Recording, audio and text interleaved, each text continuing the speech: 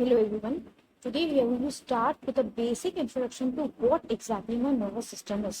तो मेरा जो nervous system होता है, it is basically a complex communication system. अब ये communication system या ये network के part होते हैं brain, spinal cord and nerves. Okay? अब बेसिकली मेरे ये नर्वस सिस्टम का काम क्या है? सो बेसिकली यहाँ पे control and coordination of all the body functions हो रहा है, जैसे कि ब्रीदिंग हो या हार्ट रेट हो या लर्निंग हो या मेमोरी हो। अब ये होता कैसे है? तो मेरा ब्रेन हो, स्पाइनल कॉर्ड हो, नर्व्स हो, इनका जो बेसिक यूनिट है that is called as neuron. तो देखो, अब तुमको मेरी आवाज सुनाई दे रही है, so my voice is basically a external signal which is basically called as stimuli. अब ये स्टिम्युलाई को एक्सेप्ट कौन करेगा? ये स्टिम्युलाई को एक्सेप्ट करेगा आपका रिसेप्टर, जो कि रिसीविंग एंड है।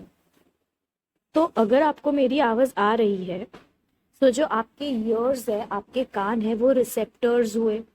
अब ये रिसेप्टर्स में there is presence of nerves, और ये नर्व्स का जो बेसिक यूनिट है that is basically neuron. It will convert this stimuli into impulse. तो जो मेरा एक्सटर्नल सिग्नल है गाइस, वो स्टिमुलाई है, लेकिन उसको आप कन्वर्ट करोगे इम्पल्स में। तो मेरे बॉडी में, मेरे जो नर्वस सिस्टम में ट्रैवल हो रहा है, यानी जो मेरा इंटरनल सिग्नल बन चुका है, दैट इज योर इम्पल्स। ठीक है, तो ये बेसिकली क्या है? आपका न्यूरॉन है। अब ये न्यूरॉन का पार्ट्स या न्यूरॉन का कंपोजिशन क्या है? It will include dendrite, cyton, axon and nerve ending. तो जो मेरा इम्पल्स है उसका ट्रैवल कैसे होने वाला है? ये पहले डेंड्राइट्स में जाएगा, डेंड्राइट से it will reach cyton, cyton से अब ये एक्सॉन की तरफ मूव होगा, it will pass through complete axon to finally reach the nerve ending. अब ये नर्व एंडिंग पे क्या प्रेजेंट होते हैं? Synaptic knob. अब सिनेप्टिक नॉब को अगर मैं एनलार्ज करके देखूं तो इसके अंदर आपको सिनेप्टिक वेसिकल्स नजर आएंगे।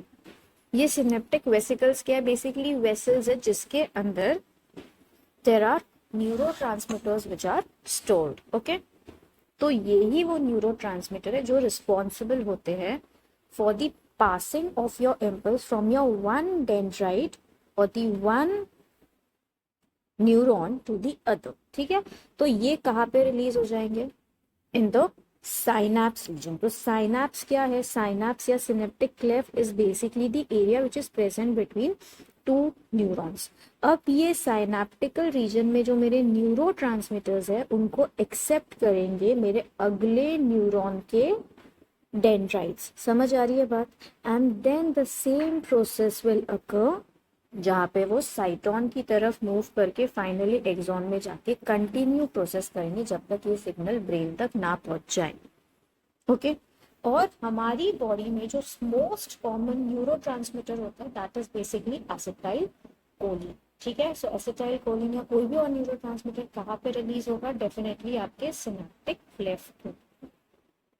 तो जब बहुत सारे न्यूरॉन्स ऐसे सेम लाइन में एक के पीछे एक प्रेजेंट रहेंगे, so this group of neuron will be finally called as nerve. अब मेरे ये नर्व कौन से होता है? Basically there can be sensory nerve. जो आपके सेंसेस है वो आपके रिसेप्टर से ब्रेन की तरफ ले जाते हैं।